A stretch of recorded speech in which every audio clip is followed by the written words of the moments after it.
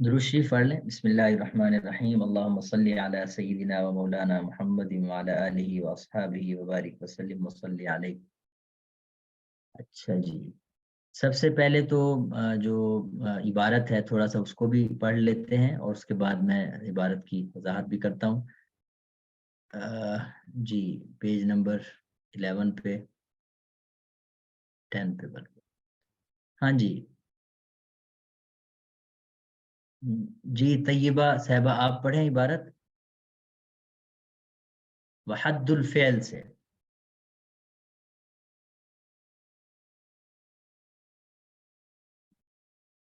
جی شاہ ولی خان صاحب آپ پڑھ دیں۔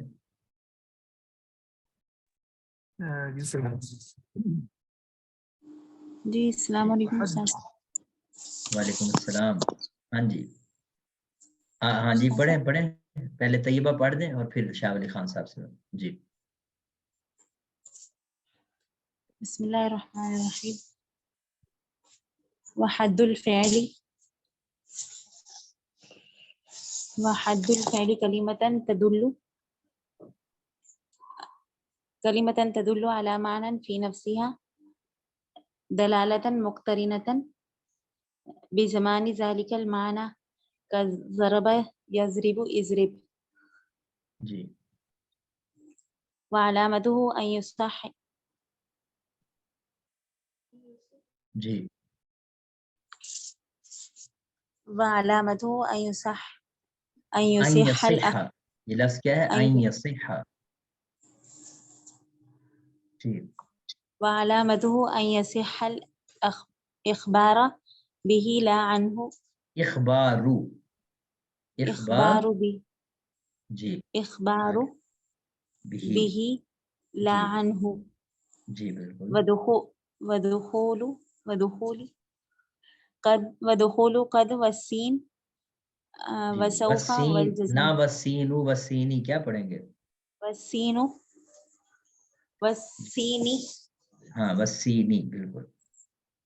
والسين وسوف والجزم. والجزم ما والجزم والجزم والجزمی کیا؟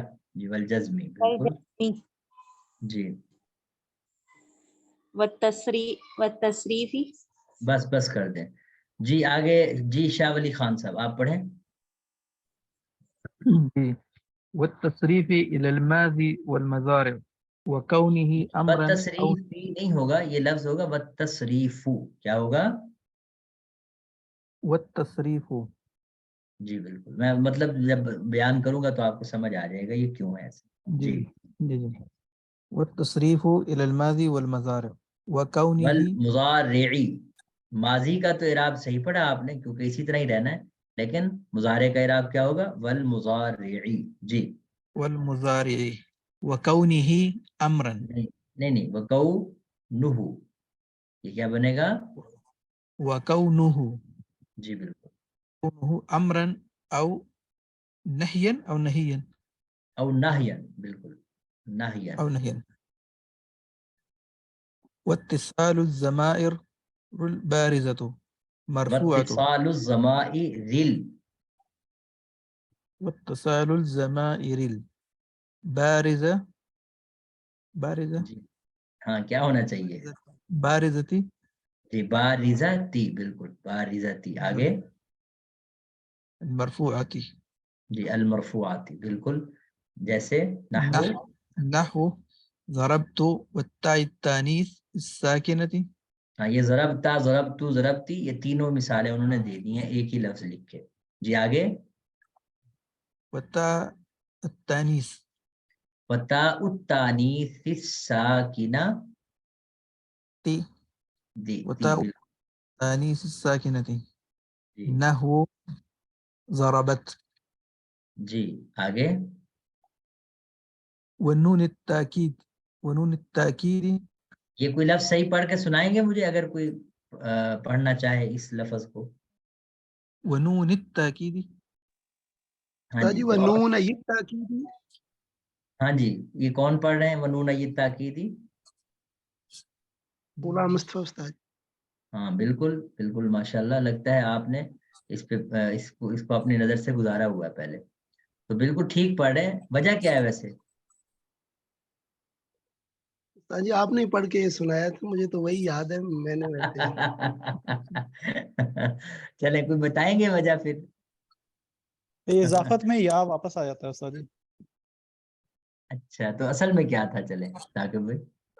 یہ اصل میں تو جب پہلے جو یا تھی وہ ڈراپ ہو گئی تھی، جو یہ میرے خیال قاعدہ جو ہے نہیں، اس میں یا کا کیا دخل ہے ویسے؟ تو نون کے لیے، نون کے آخر میں تو کبھی یا ہوئی نہیں. اچھا مجھے یہ لگا کہ وہ اضافت میں جیسے وہ ڈراپ ہو جاتا ہے اور پھر دوبارہ کرتے ہیں تو واپس آتا ہے، اس طرح کا کوئی قاعدہ. ہاں بیسیکلی یہ ہے نو نئی. یہ لفظ کیا ہے؟ نو نہیں. ٹھیک ہے، نو نئی، دو نون. تاکید کے کتنے نون ہوتے ہیں ویسے؟ آپ نے پڑھ رکھے ہیں. ہاں جی، ایک ثقیلہ ہوتا ہے خفیفہ. جی اب نونین کو جب ہم التاکید کی طرف مضاف کرتے ہیں تو آپ یہ پڑھ چکے ہیں کہ یہ جو اعرابی نون اعرابی ہوتا ہے نا، یہ تثنیہ کا یا جمع کا، یہ گر جاتے ہیں. تو اب لفظ بن جائے گا نو نئی اور پلس التاکید. اور آپ کو یہ بھی پتہ ہے کہ التاکید پہ جو الف ہے یہ حمزہ وصل ہے، حمزہ، تو یہ بھی گر گیا. اب لام بھی ساکن، یا بھی ساکن، تو کیا کریں؟ تو یہ یا مدہ نہیں ہے. یہ بات آپ کے ذہن میں ہونی چاہیے کہ یا مدہ نہیں ہے. آپ نے ایک اصول پڑھا تھا کہ اگر یا مدہ ہو یا واو مدہ ہو اور پھر دو ساکن اکٹھے ہو جائیں تو پھر واو اور یا کو ہم گرا دیتے ہیں. واو اور یا کو، اسی طرح الف مدہ کو بھی گرا دیتے ہیں. میں اس کی ایک مثال دے دیتا ہوں تاکہ آپ کو سمجھ آ جائے. مثال کے طور پر آپ یہ لفظ سنا ہوگا ذو الفضل. ذو الفضل کا لفظ سنا ہوگا نا جی؟ جی جی. اب جب ذو کو الفضل کے ساتھ ملاتے ہیں تو حمزہ تو گر گیا. اب باقی بچ گیا ذو اور پھر لام بھی ساکن، حمزہ پڑھا نہیں جا رہا. آپ دو ساکن اکٹھے پڑھ نہیں سکتے. پھر آپ دیکھتے ہیں دو ساکنوں میں پہلا ساکن واو مدہ ہے. کیوں واو مدہ اسے کہتے ہیں جس کے پچھلا حرف کے پیش ہو. تو لہذا آپ اس کو اہل عرب کا اصول یہ ہے کہ پھر اس کو گرا دیتے ہیں، ایک ساکن گر جاتا ہے تو ذو الفضل بن جاتا ہے. اب پڑھا لکھا تو یہی جائے گا، لیکن پڑھا کیسے جائے گا؟ اس طرح ذو الفضل. اور یہی سین ہے ذل فضل میں اور یہی سین ہے ذل فضل میں. الف اور یا گر جاتی ہیں. کیوں؟ اس لیے کہ وہ الف مدہ یا مدہ کہلاتا ہے. لیکن اگر یا مدہ نہ ہو، جیسے یہاں ہے نو نئی، یہ یا لین ہے، یعنی کہ ایسی یا ساکن ہے جس سے پچھلے حرف پہ زبر ہے، اس کو یا مدہ تو نہیں کہیں گے. اب کیا ہوگا؟ اب یہ اس کا اصول آپ پڑھ چکے ہیں کہ جب دو ساکن اکٹھے ہو جائیں اور ان میں سے پہلا حرف واو مدہ یا مدہ یا حروف مدہ میں سے نہ ہو تو پھر پہلے ساکن کو کسرہ دے دیتے ہیں. پہلے ساکن کو کیا دے دیتے ہیں جی؟ کسرہ. تو اس لیے میں نے پڑھا تھا نون یت تاکید. کیا پڑھا تھا میں نے جی؟ نون تو میرے خیال سے آپ کو یہ سمجھ آ گیا ہوگا. اگر کوئی اصول کوئی قاعدہ آپ کے ذہن میں نہیں آیا تو دوبارہ پوچھ سکتے ہیں، کوئی بات سمجھ نہ آئی ہو اس حوالے سے. اوکے آگے بڑھیں جی. کون پڑھ رہے تھے؟ شاہ ولی صاحب. جی. فإن كل هذه من خواص الفعل. خواص فإن الفعل. كل هذه، یہ کل ہے. انا کا وجہ، انا کی آپ وجہ پڑھ چکے ہیں کہ انا کا کیا کام ہوتا ہے جی. فإن كل. جی بالکل. إن آگے. من خواص الفعل. جی بالکل. ومعنى آگے. الإخبار به. معنی الاخبار، روح ہے کہ اخباری ہے؟ کی وجہ سے اخباری کسرہ پڑھیں گے. جی بالکل، مضاف مضاف الیہ کی کیفیت ہے جی. أن يكون محكوما به. یس بالکل ٹھیک ہے. آگے. ويسمى فعلا جی. باسم أصله. ہاں ویسمى فعلا باسم اصله، باسم اصله. باسم أصله جی.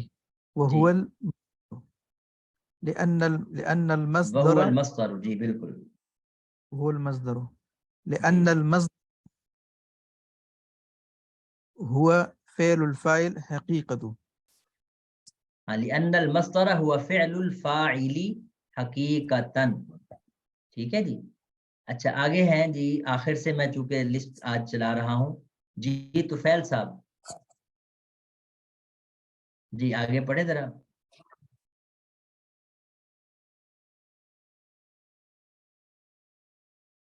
جی طفیل بھائی.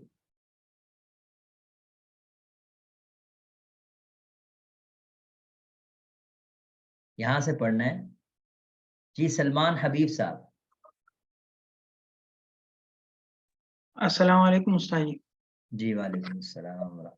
وحد الحرف جی كلمة لا تدل على معنى في نفسها بل جی. تدل على معنى في غيرها معنى في غيرها نحو من فإن معناها الابتداء جی وهي لا تدل عليه إلا بعد ذكر ما منه الابتداء كالبصرة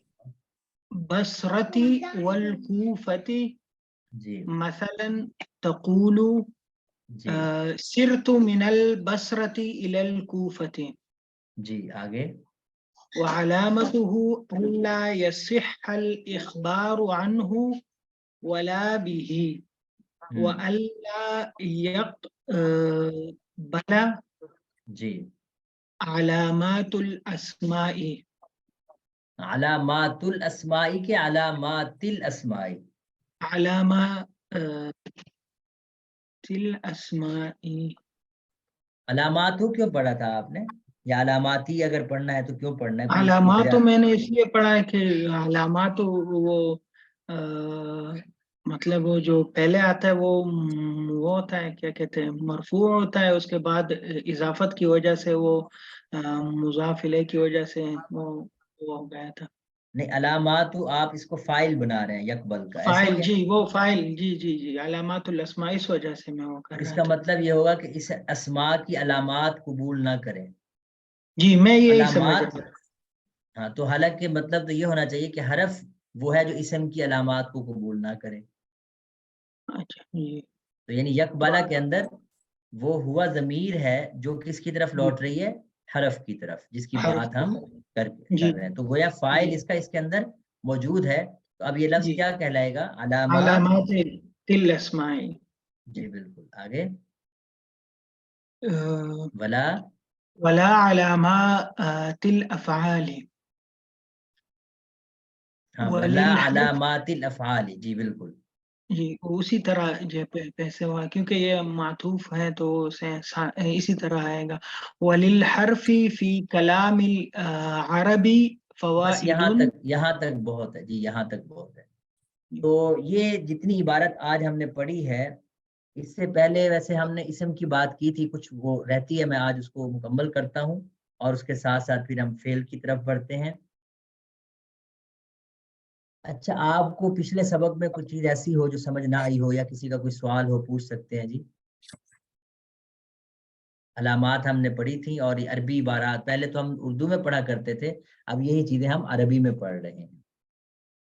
تو میں نے یہاں تک علامات ختم کی تھیں کہ جی ایک تو علامات اسم کی علامات ہم پڑھ رہے تھے، ان میں پہلی علامت یہ تھی کہ اسم کیا کر سکتا ہے، مخبر عنہ بھی بن سکتا ہے اور مخبر بہی بھی بن سکتا ہے. مخبر عنہ کا دوسرا نام کیا تھا مشہور؟ مسند الیہ. اور ایک نام جو نیچے مطلب بیان کرتے ہوئے مصنف رحمۃ اللہ علیہ نے لکھا ہے وہ ہے محکوم علیہ. ان تینوں کا مطلب ایک ہی ہے. مسند الیہ کا مطلب کیا لیتے ہیں جی ثاقب بھائی؟ مبتدا جی آپ نے کہا تھا جی نہیں 4 مبتدا نہیں ہوتا، یعنی فائل بھی ہو سکتا ہے مسند الیہ، یعنی یہ مبتدا ہونا ہی ضروری نہیں ہے بلکہ فائل بھی مسند الیہ ہوتا ہے. تو مسند الیہ کا یعنی لفظی ترجمہ کیا کریں گے؟ جس کی طرف نسبت تامہ، جس کی طرف کیا ہو؟ نسبت تامہ کا مطلب سمجھ گئے ہوں گے کہ پورا جملے کا مفہوم اس سے سمجھ میں آ رہا ہو. اور مخبر عنہ کا کیا مفہوم نکالیں گے جی؟ جس کے بارے میں خبر دی جا رہی ہو. جس کے بارے میں خبر دی جا رہی ہے. ظاہر ہے مثلا اگر میں کہتا ہوں کہ ثاقب طالب، ثاقب صاحب طالب علم ہے مثال کے طور پر، تو یہ والا لفظ ثاقب کے لفظ کے بارے میں خبر دے رہا ہے تو گویا یہ مخبر عنہ بھی ہوا اور مسند الیہ بھی ہوا. اور محکوم علیہ یہ اس کا کیا مطلب ہے؟ جس پہ حکم لگایا جا رہا ہے. تو اس مثال کو کیسے منطبق کریں گے اس پہ؟ ہاں جی، کیونکہ ثاقب پہ حکم لگایا جا رہا ہے کہ وہ طالب علم ہے. ہاں جی، تو یعنی یہ تعبیرات ہیں، جس طرح مرضی کر لیں آپ ان تعبیرات کو، تو کوئی حرج نہیں. اس کے مقابلے میں مسند الیہ کے مقابلے میں کیا ہے جی؟ مسند. اور یہ اسم بھی ہو سکتا ہے، فعل بھی ہو سکتا ہے. اور اسی طرح مسند کو ہم مخبر بہ بھی کہہ سکتے ہیں، اور اسی طرح محکوم بہ بھی کہہ سکتے ہیں.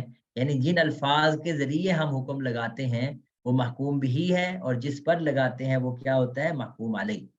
تو مصنف رحمۃ اللہ علیہ نے یہ الفاظ ارشاد فرمائے تھے کہ ان یصح الاخبار عنہ وبہ، کہ اسم کے ایک یہ خاصہ یہ ہے کہ وہ مخبر عنہ بھی بن سکتا ہے اور طالب ان کی شکل میں مخبر بہ بھی بن سکتا ہے. جبکہ فعل جو ہوتا ہے اس کے آپ دیکھیں گے کہ یہ عنہ والے الفاظ نہیں ہوں گے فعل کی علامات. فعل کے لفظ کا خاصہ ہے کہ وہ صرف مخبر بہ بن سکتا ہے، مخبر عنہ نہیں بن سکتا. اچھا، اس بات کو شاید کچھ سمجھتا نا، تو انہوں نے پھر وضاحت کی ومعنی الاخبار عنہ، اور مخبر عنہ کا معنی یہ ہے ان یکون محکوما علیہ، کہ وہ محکوم علیہ بنے. کس وجہ سے بنے؟ فاعل ہونے کی بنیاد پہ، فاعل ہونے کی وجہ سے، او مفعولا یا مفعول ہونے کی وجہ سے، یا مبتدا ہونے کی وجہ سے. تو یعنی فاعل بھی ہو سکتا ہے، مفعول بھی ہو سکتا ہے، یا مبتدا بھی ہو سکتا ہے. تو اس کو ہم یہ محکوم علیہ کا مطلب بھی میں نے واضح کر دیا. اچھا، دوسری علامت کیا پڑھی تھی ہم نے جی؟ اب یہ زید قائم اسی کی مثال ہے کہ زید جو ہے محکوم علیہ ہے یا مخبر عنہ ہے یا مسند الیہ ہے، اور قائم مسند ہے یا مخبر بہ کہہ لیں یا محکوم بہ کہہ لیں. اچھا، آپ سب مجھے یہ بتائیں کہ میں یہ سمجھا پایا ہوں یہ لفظ ان یصح الاخبار عنہ اور یہ 3-4 الفاظ جو استعمال ہو رہے ہیں؟ جی عبد الواجد صاحب.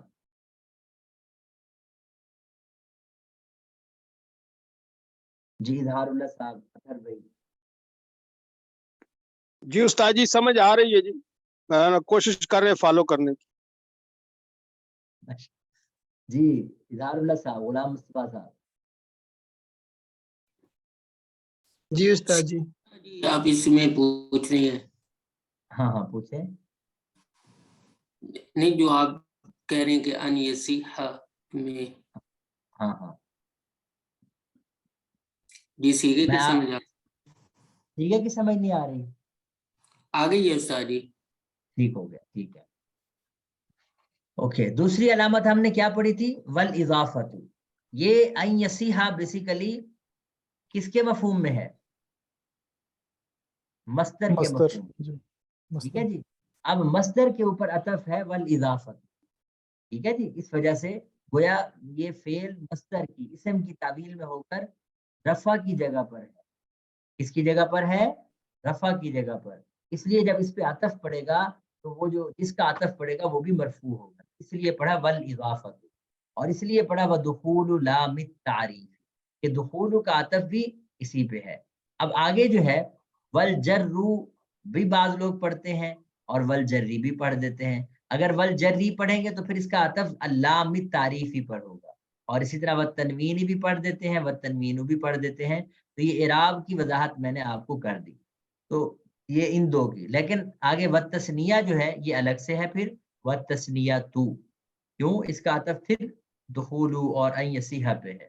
اور والجمع والنعت والتصغیر والنداء، اور یہی سین ہے ساری فعل کی علامات میں.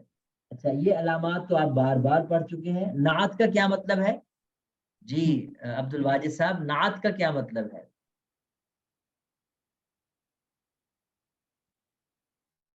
ہاں جی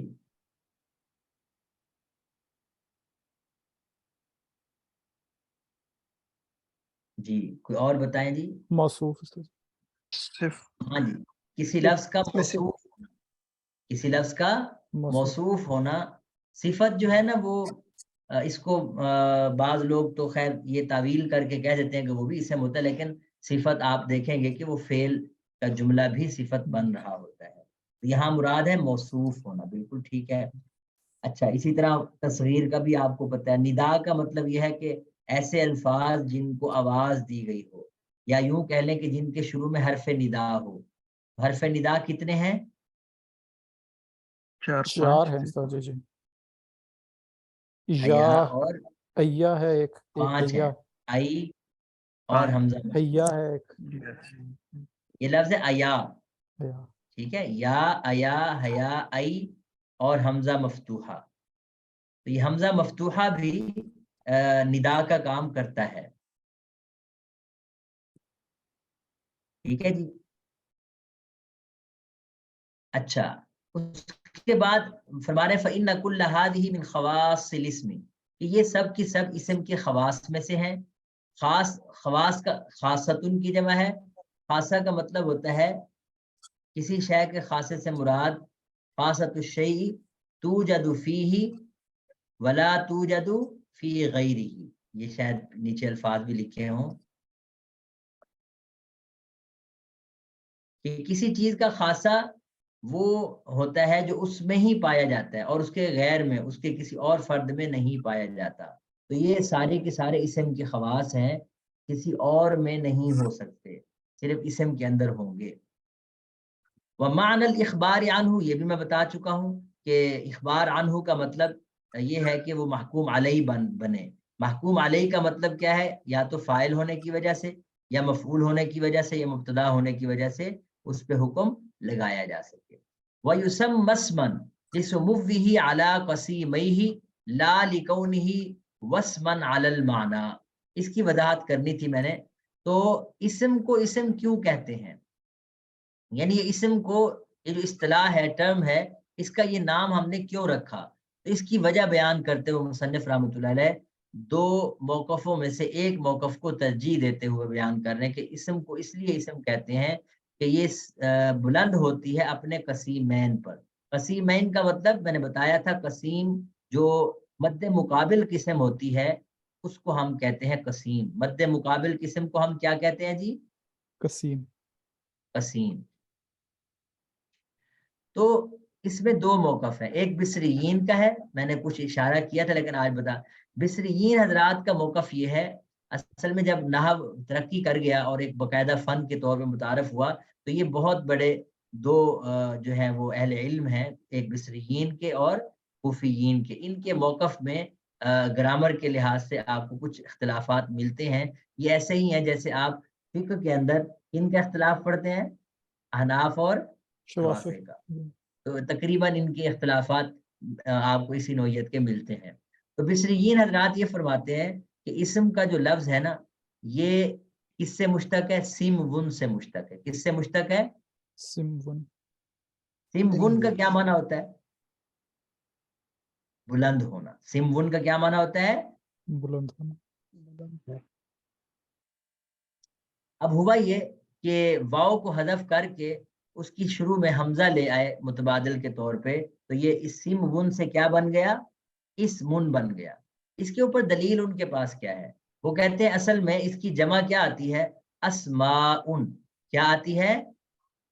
اسماء. آتی ہے کہ نہیں؟ جی. جو کہ اصل میں تھا اسماون.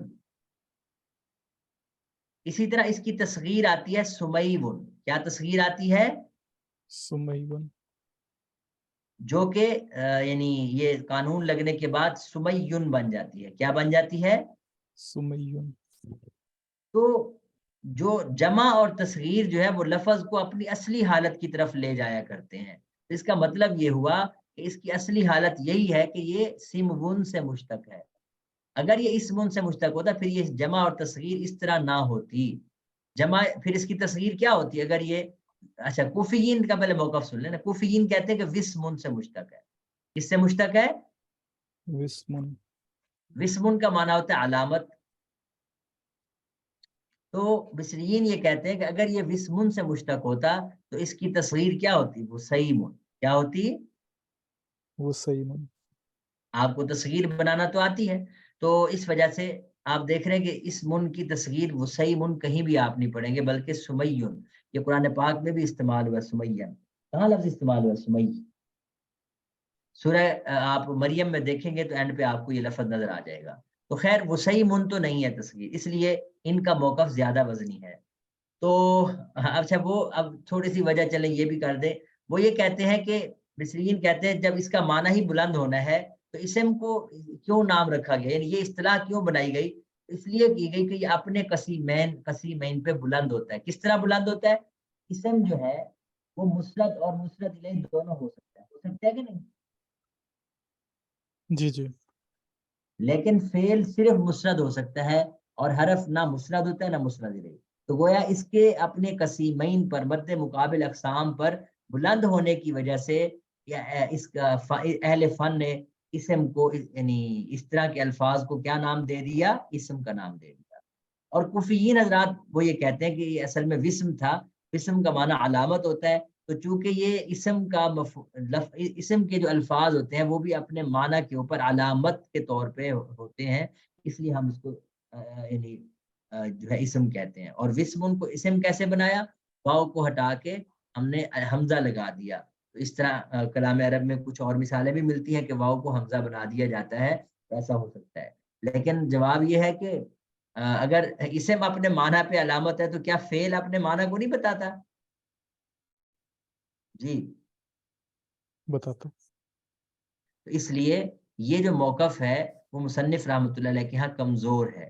تو انہوں نے اس کی نفی بھی کر دی کہ اسم کو اسم نام اس لیے دیا گیا یسم مسبن, اسم کا نام رکھا گیا ہے لسموہ علی قسیمہ, یہی ضمیر اسم کی طرف لوٹ رہی ہے کہ اسم کے بلند ہونے کی وجہ سے اپنے مد مقابل اقسام پر, لا لکونہ وصفا علی المعنی, نہ اس بنیاد پر, نہ اس وجہ سے کہ وہ اسم کا الفاظ علامت ہے اپنے معنی پر.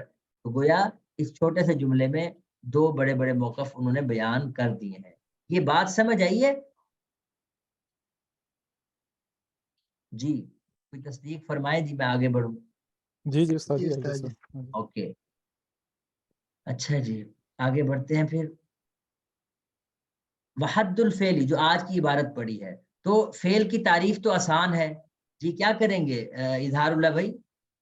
فعل کی کیا تعریف ہوگی؟ آپ پہلے بھی پڑھ چکے ہیں. جی جی استاد جی فعل کی تعریف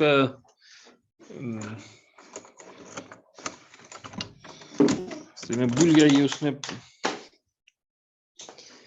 چلے فعل کس قسم کے الفاظ ہوتے ہیں, آپ اپنے انداز میں کچھ کوشش کریں بیان کرنے. فعل یعنی کسی کام کے ہونے کو جو ظاہر کرے. جی بالکل, اور وہ کام کا ہونا یا کرنا ظاہر ہے کسی نہ کسی زمانے کے ساتھ بھی تو خاص ہوگا کہ نہیں. جی تو ایسے جتنے بھی الفاظ ہوتے ہیں, بالکل آپ صحیح پہنچ گئے, ایسے جتنے بھی الفاظ ہوتے ہیں وہ کیا کہلاتے ہیں؟ فعل کہلاتے ہیں. تو جی اور کوئی تعریف کرے جی. جی اطہر بھائی, اطہر محمود صاحب. جی استاد جی, یعنی کہ کسی کام کا کرنا یہ ہونا زمانے کے اعتبار سے ہو, اسے ہم فعل کہتے ہیں. جی بالکل.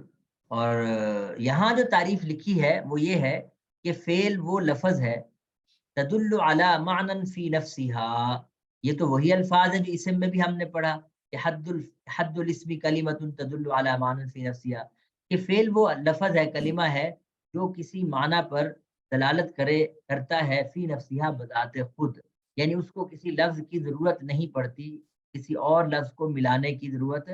آپ نے تعلیم النحو میں یا اور کتابوں میں یہ تعریف پڑھی ہوگی کہ اسم وہ کلمہ ہے جو کسی دوسرے لفظ کو ملائے بغیر اپنا معنی بدلائے. تو یہ جو ملائے بغیر کا مفہوم عربی سے کہاں نکالتے ہیں؟ تو یہ یہاں سے نکالتے ہیں فی نفسها سے.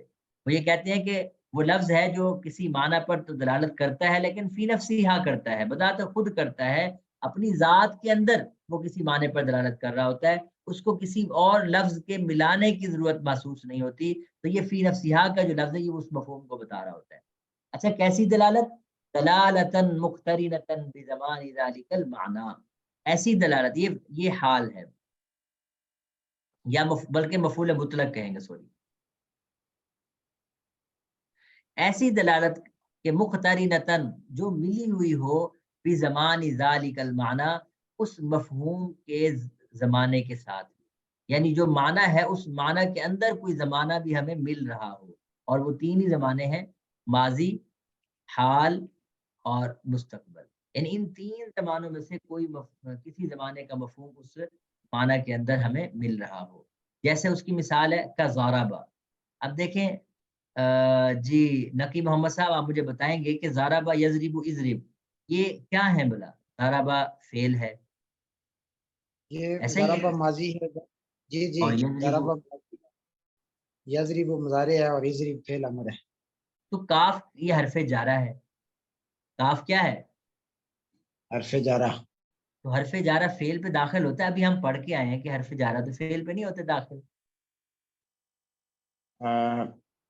نہیں، یہاں پر جو ہے وہ اثر نہیں کرتا، یہ آپ نے بتایا تھا لیکن مجھے یاد تھوڑا سا بھول گیا. یعنی بات تو ٹھیک ہے کہ اعراب پہ تو اثر انداز نہیں ہو رہا، لیکن میرا سوال کچھ اور ہے. وہ یہ کہ یہ تو فعل کے الفاظ ہیں، تو فعل پہ حروف جارہ ہم نے پڑھا کہ حروف جارہ جس لفظ پہ داخل ہوں گے وہ لفظ اسم ہوگا، فعل نہیں ہوگا. یہ پڑھا ہے نا ہم نے. جی جی. اب اس کو کیا کہیں گے آپ؟ استاد یہ جی ایک نقد مثال کے طور پر بتایا جا رہا ہے، یعنی اس طرح. ہاں جی جی ثاقب بھائی، آپ کیا فرمانا چاہ جی رہے یہ ہیں؟ جملہ ہے پورا، تو آپ نے بتایا تھا کہ حرف جارہ جملے پہ آ جاتے ہیں لیکن پھر وہ محلن ہو جاتا ہے مجرور، ویسے نہیں ہوتا. ضربہ ایک پورا جملہ بھی بن سکتا ہاں لیکن یہاں جملہ مقصود ہے نہیں. چلے میں آپ کو مثال بتا دیتا ہوں. جی جی جی جی شاہ ولی خان صاحب. میں کہہ رہا ہوں نہیں ہے کا مثال، یعنی جیسے کہ مثال کا آدھا موضوع. جی جی آپ یہ کہہ دیں گے کہ یہ ضرب یضرب اضرب کے جو فعل کا مفہوم ہے نا وہ یہاں مراد نہیں. ہم یہاں ضرب کا مفہوم نہیں بتانا چاہ رہے، نہ ہی یضرب سے کوئی مفہوم اخذ کرنا، بلکہ یہاں بطور لفظ کے ان کو بھی کا لفظی، کیا لفظ کہہ سکتے ہیں؟ کا لفظی ضربہ. یہ کاف جو ہے وہ کس پہ داخل ہے؟ گویا لفظ. تو ملفوظ کے ترجمے میں ہے یہ ضرب یضرب اضرب. کس کے ترجمے میں ہے؟ گویا ملفوظ. یعنی یہ جو الفاظ ہیں یہ الفاظ کیا ہے؟ فعل ہے. تو یہ کاف ضربہ پہ داخل نہیں ہو رہا، بلکہ ان کو ہم لفظ کی تعویل میں کر سکتے ہیں کہ گویا یہ، بلکہ یہاں مراد ہی ان کے الفاظ ہیں، خود فعل نہیں ہے. مطلب اگر آپ کہیں ضربہ کا مفہوم لیں گے، اس ایک آدمی نے مارا، تو اس پہ کبھی بھی کاف داخل نہیں ہو سکتا. ہاں اگر اس کو بطور لفظ کے ایک کہ یہ بھی ایک لفظ ہے، تب آپ کاف لگا سکتے ہیں کہ ضربہ لفظ کی طرح کا کوئی لفظ، ضربہ لفظ کی طرح کا کوئی لفظ. تو یہ وجہ ہے اس کی. بہرحال تو یہ یعنی یہاں مراد فعل نہیں ہے، مراد یہاں اسم ہی ہے. تو اس وجہ سے کاف حرف جارہ ہے، اسم پہ ہی داخل ہو رہا ہے. تو فعل کی تعریف بالکل واضح ہے. آگے ذرا دیکھیں، وعلامتہ ان یصح الاخبار به. یہ الاخبار به جو ہے یہ فاعل بن رہا ہے یعنی یصح کا. پھر یہاں وہی بات کہ یہ مصدر کی تعویل میں ہو کے جو ہے وہ صحت الاخباری. یہ یصح صح یصح کا مصدر کیا ہے جی؟ صحت. صحت. تو صحتن تو صحت الاخباری کے مفہوم میں ہے. تو اس کا مطلب آپ پڑھ چکے ہیں کہ فعل وہ الفاظ ہوتے ہیں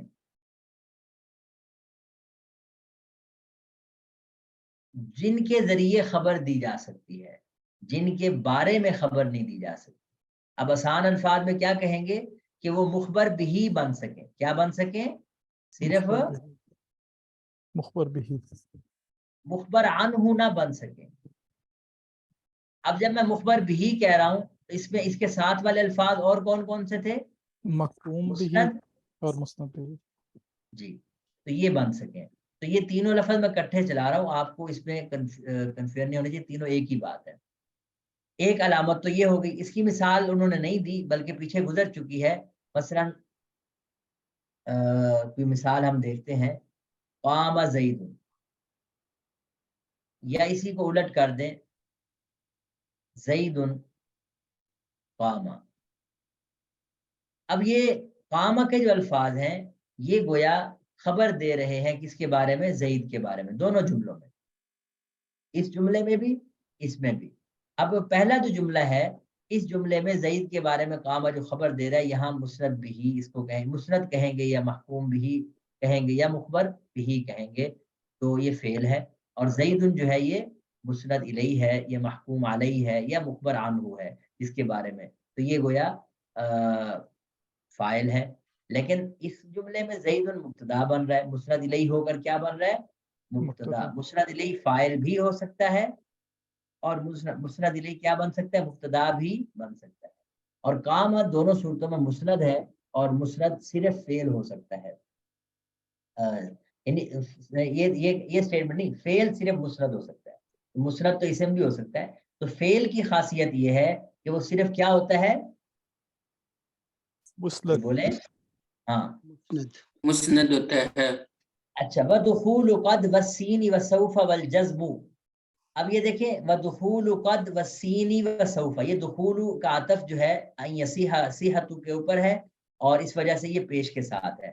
قد مبنی ہے اس لیے قد ہی رہے گا، لیکن وَالسِّینِ یہ مضاف الیہ ہونے کی وجہ سے، اور سوفا یہ بھی حرف ہے، تو حرف جو ہوتے ہیں وہ بھی مبنی ہوتے ہیں، تو یہ بھی اسی طرح اپنی حالت پہ رہا، اس کو سوفی نہیں پڑھا ہم نے۔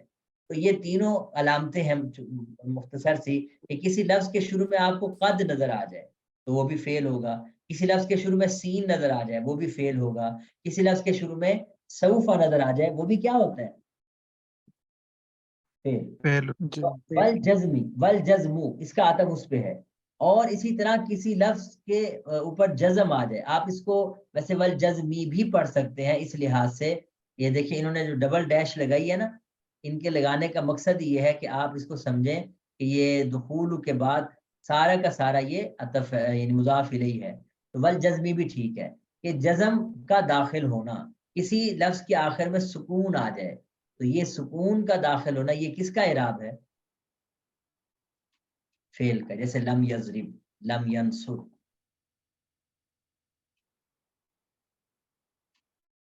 والتصریف الی الماضی والمضارع، الماضی ایک سوال ہے میرا کہ الماضی جو ہے یہ یا کو سکون دیا ہوا ہے تو یہ بھی تو جزم ہی ہے، تو ہم اس کو فعل نہیں کہہ سکتے؟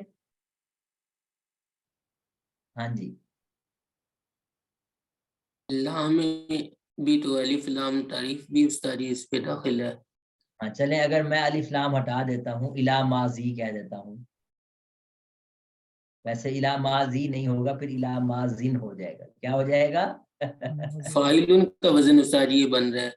ہاں، یہ اصل میں نا یہ جو یا ہے نا، یہ آپ کو پتہ ہے کہ اس میں منقوص ہے، اور اس میں منقوص کا اعراب حالت رفع میں کیا ہوتا ہے؟ تقدیری ہوتا ہے، یعنی ہم وہ اس کو اہل عرب اس کو ظاہر نہیں کرتے، تو یہ سکون جزم جائی اعراب نہیں ہے، یہ تو قانون لگنے کی وجہ سے یہ اس طرح پڑھا جا رہا ہے۔ خیر، والمضارعی، تو یہ کیا کہنا چاہ رہے ہیں والتصریف الی الماضی والمضارع، کہ اس کی ماضی اور مضارع کی گردان بھی ہو سکے، یعنی آپ اس کی گردان پڑھتے ہوں تو وہ الفاظ جن کی ماضی کی گردان ہے، مضارع کی گردان ہے، یعنی ماضی کی گردان ہو یا مضارع کی، وہ سارے کے سارے فعل کی علامتیں، یعنی ماضی اور مضارع کے سیغے سب کے سب کس سے تعلق رکھتے ہیں؟ فعل سے۔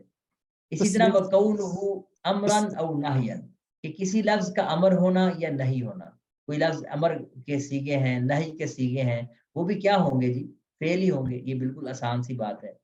وَاتِّصَالُ الضَّمَائِرِ الْبَارِزَةِ الْمَرْفُوعَةِ، میں اس کو ریز کر رہا ہوں بقیہ چیزوں کو، کہنا یہ چاہ رہا ہے کہ کسی لفظ کے ساتھ ملی ہوئی ہوں ایسی ضمیریں البارزتی جو ظاہر ہوں، لفظوں میں ہمیں نظر آئی، اور المرفوعاتی اور مرفوع ہوں، تو اتصال کا مطلب سمجھ آئے؟ اس کو ہم اردو میں یوں علامت پڑھی کہ ضمائر مرفوعہ متصلہ، کیا پڑھا ہے؟ ضمائر بارزہ مرفوعہ متصلہ، ان تینوں لفظ کو یہاں واتصال الضمائر البارزۃ المرفوعات، ضمائر تو آپ کو پتہ ہے، بارزہ کا مطلب لفظوں میں نظر آئے، مرفوعہ کا کیا مطلب ہے؟ حالت رفع میں کیا ہو؟ مرفوع ہو، مطلب حالت رفع اس کو، ہاں حالت رفع میں، یعنی کہ فاعل بن رہی ہوں، کیا بن رہی ہوں؟ فاعل بنا ہے۔ کیونکہ یہاں صرف فاعل ہی مراد ہو سکتا ہے، اس کی وجہ یہ ہے کہ آپ مبتدا وغیرہ کی ضمائر جو ہوتی ہیں وہ کبھی بھی متصل نہیں ہوتی. مبتدا کی ضمائر ہمیشہ کس طرح استعمال ہوتی ہیں؟ منفصل. وہ کیسے استعمال ہوتی ہیں؟ علیحدہ. تو خیر جو ضمائر بارزہ نظر آئیں اور حالت رفع میں ہوں یعنی فاعل ہوں اور ملی ہوئی ہوں کسی لفظ کے ساتھ تو وہ اس لفظ کی نشانی بن جاتی ہے کہ وہ لفظ فعل سے تعلق رکھتا ہے. جیسے اگر میں ایک لفظ لکھوں ضربتا، اب یہ صرف علامت جو ہے نا ماضی کے ساتھ خاص ہے. یہ والی علامت کس کے ساتھ خاص ہے؟ ماضی کے ساتھ. کیونکہ ماضی کے اندر آپ کو یہ علامات جو ضمائر کی شکل میں واضح طور پہ نظر آتی ہیں. مثال کے طور پر ضربتا، ضربتو، ضربتی، یہ تا، تو، تی یا ضرب یعنی تما، تم اور تننا، یعنی یہ آپ یوں کہیں کہ جو حاضر کے 6 سیغے ہیں. کس کے سیغے؟ حاضر کے 6 سیغے. یہ علامت حاضر کے 6 سیغوں کے ساتھ خاص ہے. میرے خیال میں اس علامت کو نہ بھی بتایا جائے تو ماضی کی گردان اگر کسی نے پڑھی ہو تو وہ پہچان لے گا. آگے بڑھتے ہیں. وتا التانیث ساکنتی، ہم نے اسم میں پڑھا تھا کہ تائے تانیث جو متحرکہ ہو، گول تا ہو، وہ اسم کی علامت ہوتی ہے. لیکن اگر ایسی تا جو تانیث کی علامت ہے لیکن ساکن ہے، وہ تا ساکن ہے، تو اس کو بھی ہم کہیں گے کہ جس کے آخر میں تائے تانیث ساکن آئے گی وہ فعل کا لفظ ہوگا. اور یہ علامت بھی صرف ایک لفظ کے ساتھ خاص ہے اور وہ لفظ ہے، بلکہ چلیں 2 لفظ بھی کہنا چاہے تو کہہ سکتے ہیں ضربت اور ضربتا، بلکہ ضربت کے ساتھ ہی خاص ہے. کس کے ساتھ خاص ہے جی؟ ضربت کے ساتھ. اس میں جو تا ہے یہ تانیث کی علامت ہے اور ساکن ہے. تو یہ ایک ہی صیغہ ہے ماضی کا واحد مؤنث غائب کا، تو اس کے لیے یہ علامت ان کو بتائی گئی ہے کہ جس لفظ میں یہ علامت ہو تو اس کو بھی ہم فعل کہیں گے. تو لے جی ابھی ہم فعل کی علامات پڑھ رہے ہیں. اگر کسی کا یہاں تک کوئی سوال ہے تو پوچھ سکتے ہیں. جی پوچھیں، کسی کا کوئی سوال ہے جی؟ استاد یہ تصریف کا معنی گردان آپ نے کیا ہے کہ اس کی ماضی اور مضارع کی گردان ہو سکے؟ تصریف کا معنی ویسے ایک تو وہی ہوتا ہے نا بیان کرنا، لیکن ایک مطلب گردان کرنا بھی ہوتا ہے، سیغے بنانا. لغت میں آپ دیکھیں گے نا تو ایک ترجمہ اس کا یہ بھی ملے گا، صیغے بنانا. ٹھیک یعنی گردان کرنا. جی ٹھیک. ٹھیک ہے جی. استاد جی یہاں پر آپ نے ذکر کیا وَكَوْنُهِ اور بعد پہلے ذکر کیا تو یہ نون کے اوپر یہ جو وَكَوْنُهُ میں نے کہا ہے.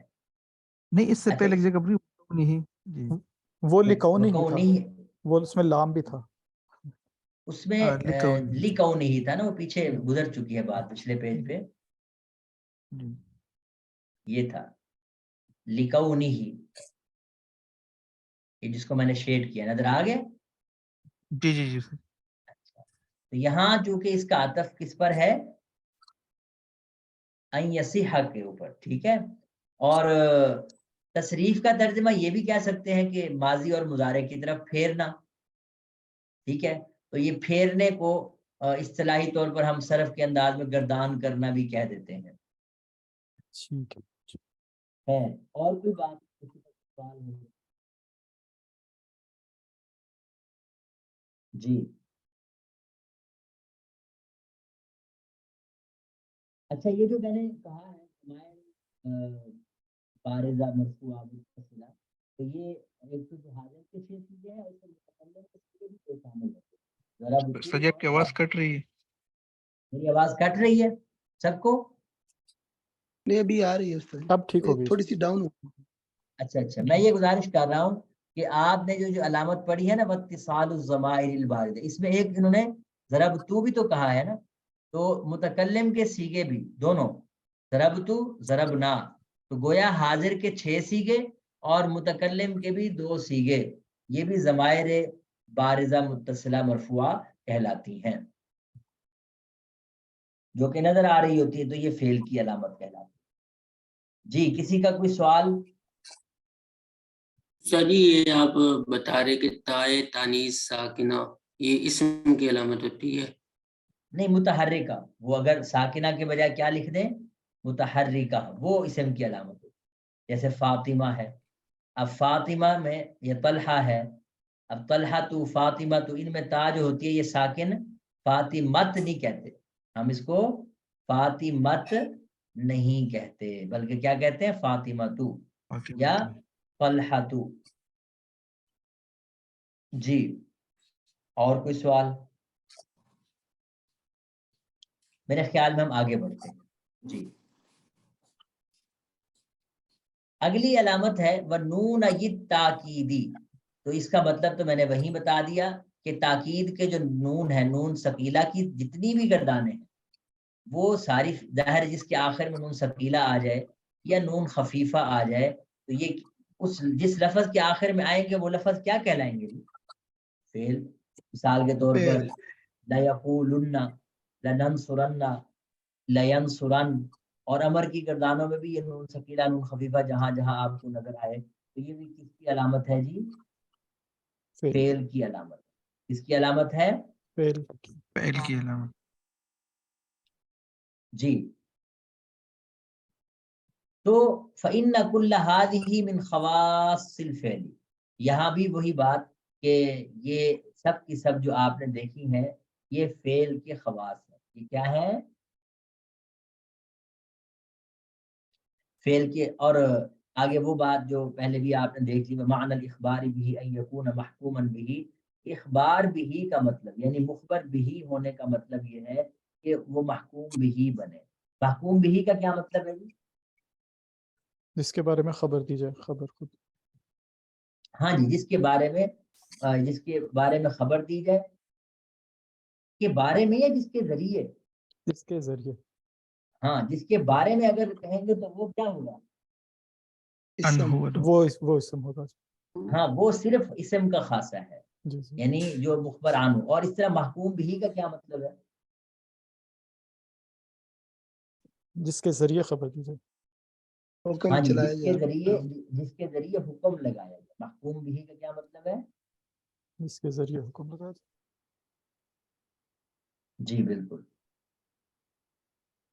اور ایک اور نام بتائیں جی، تیسرا نام کیا تھا؟ مسند۔ مسند علیہ۔ مسند نہیں، مسند الیہ نہیں، مسند۔ تو میرا کہنے کا مقصد یہ ہے کہ جو فعل ہوتا ہے وہ مسند الیہ تو نہیں بن سکتا، محکوم علیہ بھی نہیں بن سکتا، مخبر عنہ بھی نہیں بن سکتا، وہ صرف اور صرف یہی بن سکتا ہے، مخبر بھی کہہ لیں اس کو یا مسند کہہ لیں یا پھر اس کو محکوم بھی کہہ لیں۔ وَيُسَمَّى فِعْلًا بِاسْمِ أَصْلِهِ وَهُوَ الْمَصْدَرُ لِأَنَّ الْمَصْدَرَ هُوَ فِعْلُ الْفَاعِلِ حَقِيقَةً۔ یہاں مصنف رحمۃ اللہ علیہ اس چھوٹی سی عبارت میں فعل کو فعل کہنے کی یعنی فعل نام رکھنے کی وجہ بیان کرتا ہے کہ اہل فن نے اس طرح کے الفاظ کو فعل کا نام کیوں دیا۔ یہ جو الفاظ ہوتے ہیں جن میں یہ علامات پائی جائیں یا جن کی تعریف ہم نے یہ کی ہے کہ فعل وہ الفاظ ہوتے ہیں جو اپنا معنی خود بتلاتے ہیں اور اس کے ساتھ ساتھ یہ کہ ان کے مفہوم میں کوئی نہ کوئی زمانہ بھی پایا جاتا ہے، اس طرح کے الفاظ کو فعل کا نام کیوں دیا گیا؟ تو وہ کہہ رہے ہیں کہ فعل کو فعل اس لیے نام کرے، میں ترجمہ کر دیتا ہوں پھر کچھ وضاحت دیتا ہوں کہ فعل کو کا نام رکھا گیا ہے بسم اصلی، اس کے اصل کے نام کی وجہ سے۔ اور اس کا اصل فعل کا اصل کیا ہوتا ہے؟ فعل کہاں سے نکلتا ہے؟ مصدر سے۔ تو چونکہ مصدر کو بھی فعل کہتے ہیں، مصدر کو بھی کیا کہتے ہیں؟ مطلب مصدر جو ہے یہ جو لفظ ہے نا فعل، اسم الفعل، یہ بذات خود مصدر ہے۔ یہ بذات خود کیا ہے؟ یہ فعل کا لفظ کیا ہے؟ مصدر ہے، ٹھیک ہے۔ اور یعنی آپ کو اگر کوئی بھی فعل کا صیغہ اٹھائیں، مثلا میں آپ کو مثال دیتا ہوں ناصرہ، اس میں آپ مجھے بتائیں ترجمہ جب آپ کرتے ہیں نصر کا ترجمہ آتا ہے کہ نہیں آتا؟ مدد کرنے کا ترجمہ جی آتا ہے۔ تو گویا وہ یہ کہنا چاہ رہا ہے کہ فعل کو فعل اس سے کہتے ہیں کہ اس کے اصل کا نام یہی تھا، یعنی وہ مصدر کو فعل کہتے تھے۔ ان المصدر هو فعل الفاعل حقیقتا، حقیقت میں جو فاعل کا فعل ہوتا ہے وہ مصدر کا مفہوم ہوتا ہے، یعنی نصرہ کے اندر جو مفہوم ہے وہ نصر کا ہے۔ اگر یہ نصر نہ ہوتا تو نصرہ کا مفہوم سکتا ہے، یعنی اس میں مشتق کے اندر آپ نے خود ہی دیکھی ہوگی تو اس میں مصدر سے ہوتا ہے، نکلا ہوتا ہے، تو اسی وجہ سے کہ آپ ایک لفظ کو مصدر جب متعین کر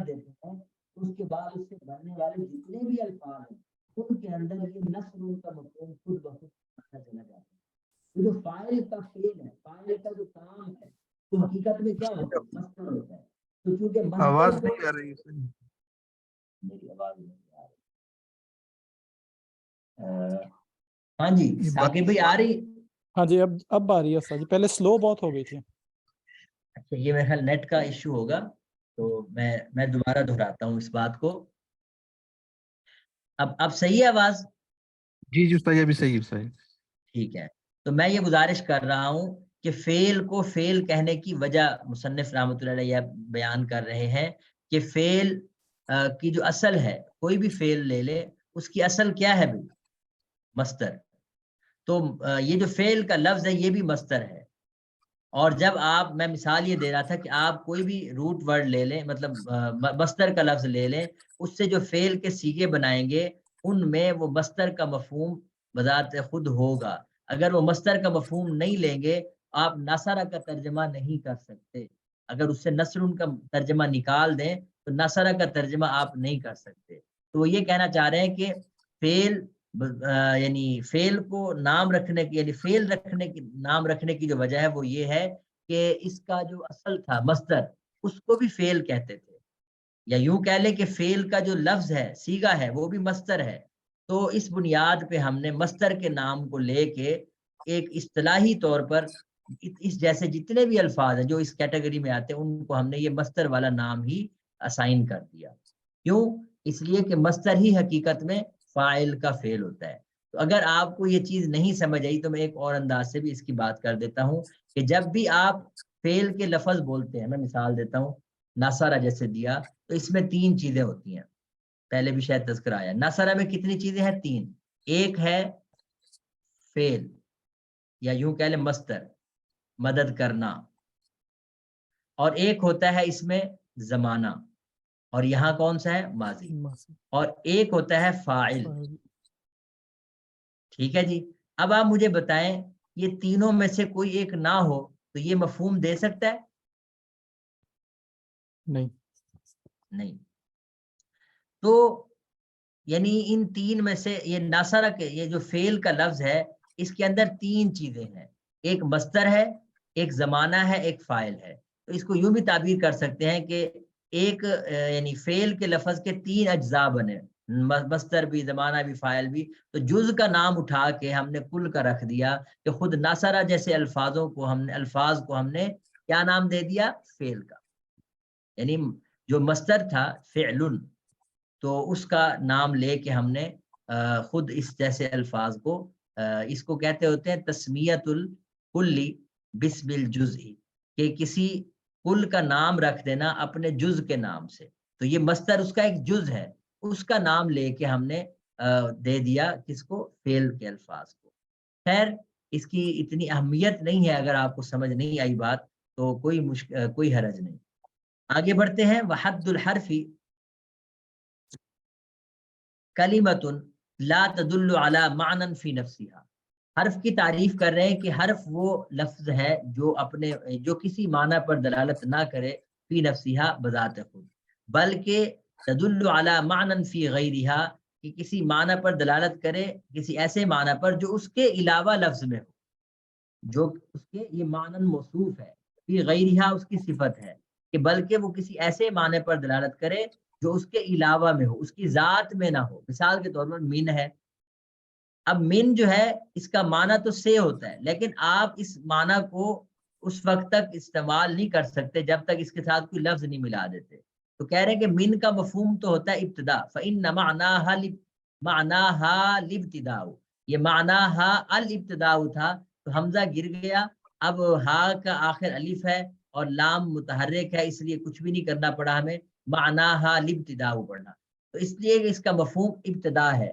और ये इब्तिदा का जो मफहूम है, या ये जो लफ्ज है, ला तदुल्लु अलैहि, इस माना पर दलालत नहीं करता, इल्ला बाद जिक्री, मगर उस चीज को जिक्र करने के बाद, मिनहुल इब्तिदाउ, जिससे आगाज किया जाता है, जिससे इब्तिदा होती है।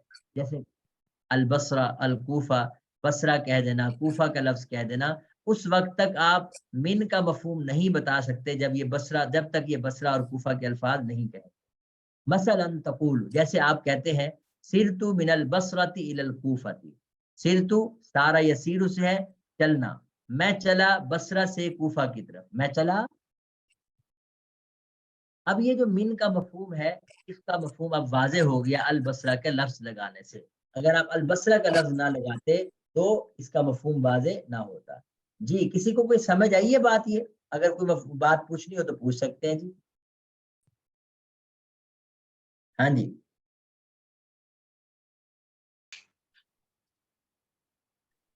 جی آخری بات یہ کہہ رہے وعلامتہ اللہ یصح الاخبار عنہ ولا به، کہ حرف کی علامت یہ ہے کہ نہ تو اس کا مخبر عنہ بننا ٹھیک ہے اور نہ ہی مخبر بھی بننا ٹھیک ہے. یعنی اس کو نہ مسند الیہ بنایا جا سکتا ہے اور نہ ہی مسند. وَأَلَّا يَقْبَلَ عَلَامَاتِ الْأَسْمَاءِ، اور یہ کہ حرف جو ہے، یہ ہوا ضمیر ہے جو حرف کی طرف لوٹ رہی ہے، اور یہ کہ حرف نہ تو اسماء کی علامات کو قبول کرتا ہے ولا علامات الافعال، اور نہ ہی افعال کی علامات کو قبول کرتا ہے. میری آواز ٹھیک آ رہی ہے؟ جی جی استاد جی بالکل ٹھیک. جی استاد جی.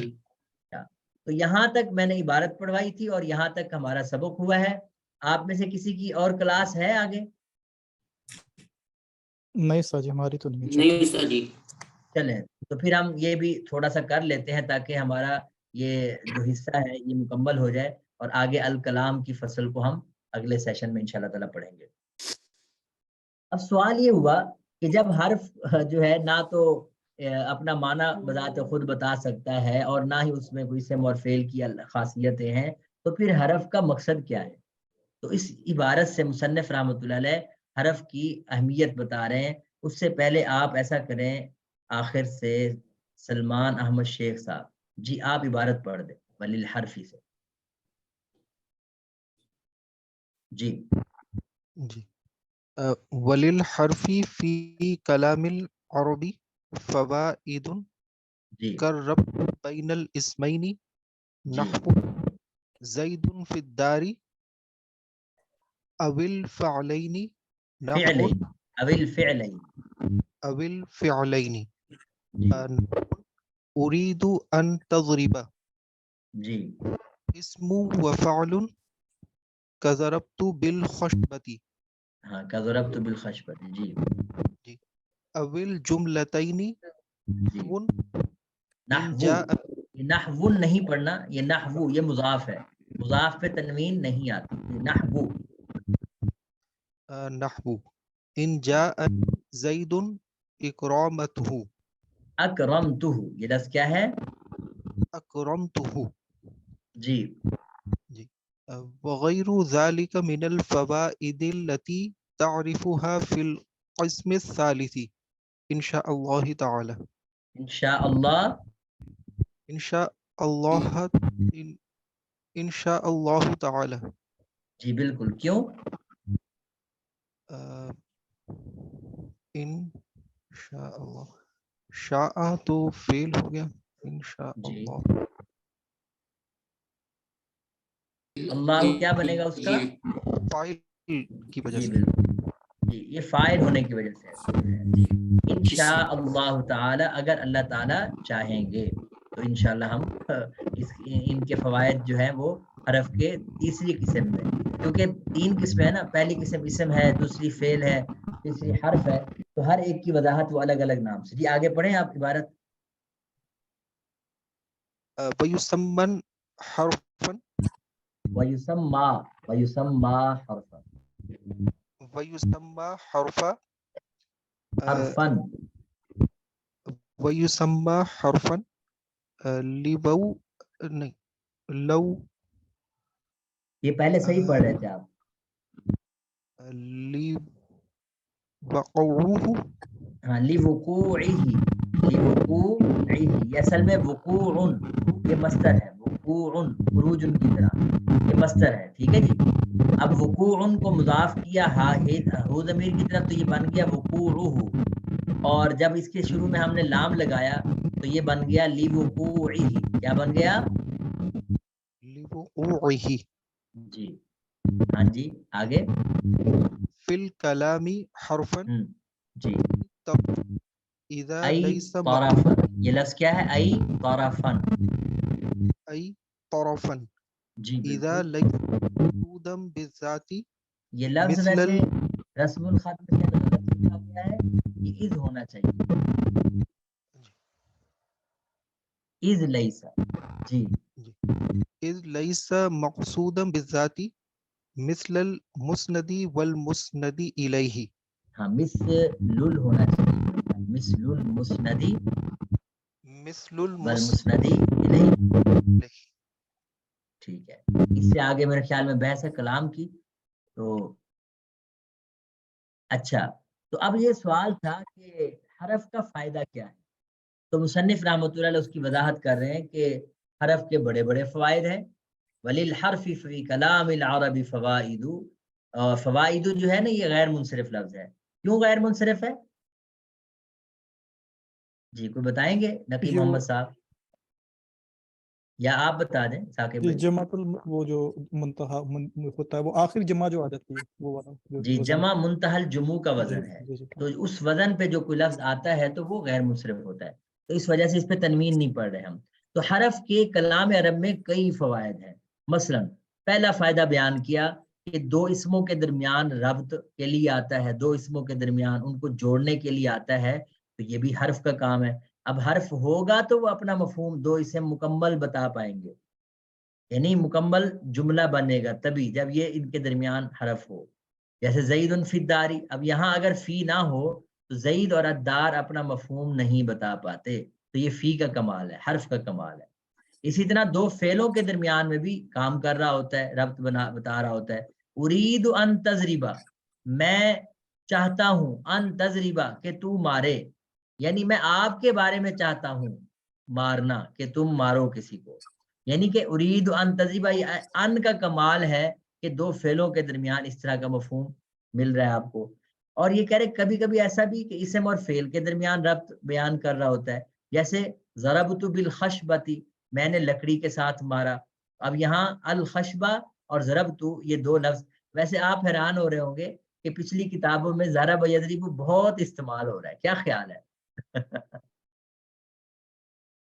ایسی ہے جی. تو اس لیے جب ہم پڑھ رہے تھے تو انہوں نے ان مثالوں کو حقیقی مفہوم جو ہے نا وہ پہنایا تھا، اور ٹھیک ٹھاک جو ہے وہ ہمیں سمجھ آتی تھی کہ ضربت بالخشبہ کا کیا مطلب ہوتا ہے.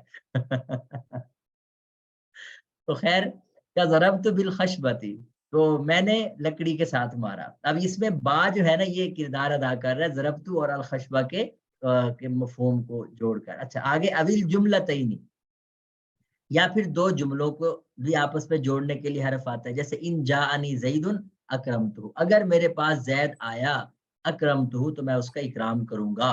تو یہ اف کنڈیشنل سینٹینس ہے. تو ان جو ہے یہ اگر نہ ہوتا تو یہ پورا جملہ آپس میں لنک ہی نہ ہو پاتا. تو یہ چند فوائد بیان کر کے کہہ رہے ہیں وغیر ذالک من الفوائد، اور اس کے علاوہ بے شمار فوائد ہیں التی تعرفها، جن کو آپ جان لیں گے فی القسم الثالث، تیسری قسم حرف میں، انشاءاللہ تعالی اگر اللہ تعالی نے چاہا. اب جس طرح پیچھے فعل کو فعل کہنے کی اور حرف کو، ویسے یہ کوئی ضروری نہیں ہوتا، بس مصنفین کا اپنا ذوق ہے. اسم کو اسم کہنے کی بھی وجہ بیان کی، فعل کو فعل کہنے کی بھی وجہ بیان کی، جو کہ پتہ نہیں آپ کو سمجھ آئی کہ نہیں، لیکن بہرحال وجہ انہوں نے بیان کی. حرف کو بھی حرف کہنے کی وجہ کہ حرف کا یہ نام کیوں رکھا گیا، تو وہ کہہ رہے کہ حرف کا نام اس لیے رکھا ہے کہ لِوُقُوعِهِ فِي الْكَلَامِ حرفاً، کہ کلام میں یہ ایک طرف ہو کے واقع ہوتا ہے. اب سوال ہے کہ ایک طرف تو نہیں ہوتا، درمیان میں بھی تو ہوتا ہے. تو ایک طرف ہونے کا مطلب یہ ہے کہ اذ لیس مقصودا بالذات، کہ کلام میں حرف مقصود بھی ذات نہیں ہوتا، کہ جب آپ کلام کے اندر حرف کے الفاظ استعمال کرتے ہیں تو ان سے وہ حرف مقصود نہیں ہوتے، بلکہ مقصود مسند اور مسند الیہ ہوتے ہیں. تو کہہ رہے ہیں کہ حرف کو حرف اس لیے کہتے ہیں کہ ایک طرف ایک کنارے میں واقع ہوتا ہے. ایک کنارے کا مطلب یہاں یہ ہے کہ یہ مقصود بھی ذات نہیں ہوتا، جیسے کہ مسند اور مسند الیہ مقصود بھی ذات ہوتے ہیں، کہ مسند کا بھی ارادہ کر رہا ہوتا ہے متکلم، اور مسند الیہ کا بھی متکلم جو ہے وہ سمجھانا چاہ رہا ہوتا ہے، جبکہ حروف جو ہے وہ صرف بطور لنک کے آپس میں ان مسند اور مسند الیہ کو لنک کے طور پر استعمال کر رہا ہوتا ہے حروف کو. تو یہ حرف کو حرف کہنے کی وجہ مصنف رحمۃ اللہ علیہ نے بیان کی. ترجمہ سن لیں، وَيُسَمَّى حرفاً، اور حرف نام رکھا جاتا ہے لِوُقُوعِهِ فِي الْكَلَامِ حرفاً، کیونکہ حرف کے واقع، یہی ضمیر حرف کی طرف لوٹے، حرف کے واقع ہونے کی وجہ سے کلام میں حرفاً کنارے کے طور پر ایک طرف ہو کر. یعنی مطلب یہ ہے کہ اذ لیس مقصودا بذات، اس لیے کہ حرف لیسا کے اندر ہوا ضمیر ہے، اس لیے کہ حرف نہیں ہے مقصود بالذات. کس کی طرح نہیں ہے؟ مثل المسند والمسند الیہ، اس مسند اور مسند الیہ کی طرح. جی کسی کا کوئی سوال ہے تو پوچھ سکتے ہیں. یہاں تک آج کا ہمارا سبق ہے. علامات ہماری ختم ہو گئی ہیں. اب آپ کا کوئی سوال ہے تو میں آپ کو نا یہ میں نے کتابیں بھیجی تھی تعلیم النحو یا تدریب النحو کی. جی جی استاد جی ایک سوال ہے تھوڑا سا. ہاں جی پوچھیں. یہ جو ابتدا میں آپ نے بتایا نا اسم کے حوالے سے، اس کی تھوڑی سی صحیح سمجھ نہیں آئی، یعنی وہ جو مخبر عنہ اور مخبر بھی والا مسند الیہ. اچھا ٹھیک ہو گیا. مخبر عنہ کا مطلب مصنف رحمۃ اللہ علیہ نے یہ بیان کیا کہ ہر وہ چیز یا ہر وہ شخص یا ہر وہ کہہ لیں کہ جس کے بارے میں کوئی آپ خبر دیتے ہیں، جس کے بارے میں آپ، عن کا معنی بارے میں.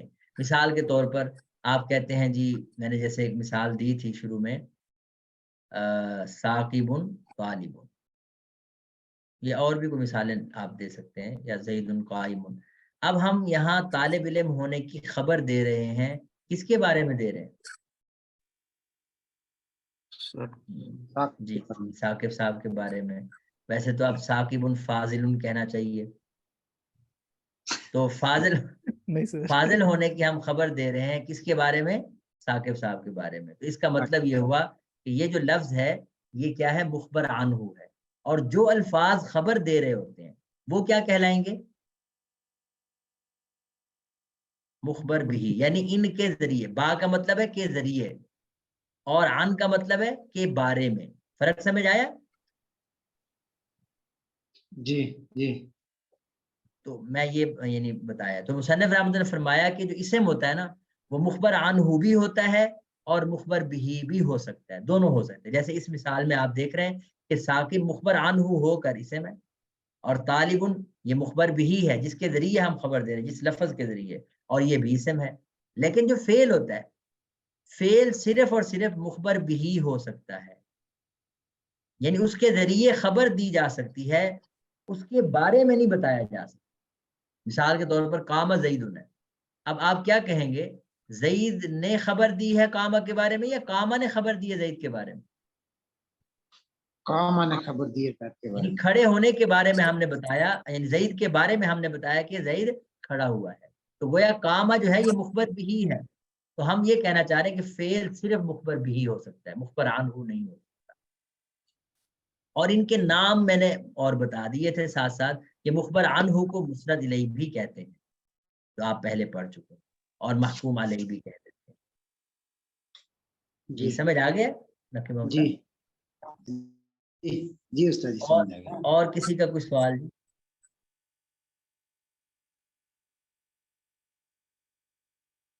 ٹھیک ہے جی، آج تھوڑا سا ٹائم زیادہ ہو گیا. بہت شکریہ آپ کے تشریف آوری کا. انشاءاللہ پھر اگلے ہفتے میں یہ کہہ رہا تھا کہ تدریب النحو میں اسم فعل اور حرف کی علامات کی ایکسرسائز ہے، مشق ہے، وہ آپ نے اگلے ہفتے کر کے آنی ہے. میں آپ کو بھیج دیتا ہوں کتاب، اور وہ پیج الگ سے بھی آپ کو میں بھیج دیتا ہوں. ویسے ہے کسی کے پاس تدریب النحو؟ استاد جی آپ نے پہلے بھیجی تھی تو میں نے ڈرائیو پہ کاپی کی ہوئی ہیں، تو وہ ڈرائیو کا لنک لے لیں سارے، وہاں پہ سارا مٹیریل پڑا ہوا ہے جو بھی آپ نے اچھا بتایا. ایسا کریں کہ وہ جو تمرین والا پیج ہے نا جی جی جی وہ آپ دے دیں، یعنی تمرین والا پیج تصویر شارٹ کٹ لیں. میں گروپ پہ بھیج دیتا ہوں. جی تو وہ تمرین جو ہے نا ان آیات کی بھی تمرین ہے اور اس کے اوپر الفاظ کی بھی تمرین. تو یہ علامات کو آپ نے سامنے رکھ کے. ٹھیک ہے جی، بہت شکریہ. السلام علیکم ورحمۃ اللہ وبرکاتہ.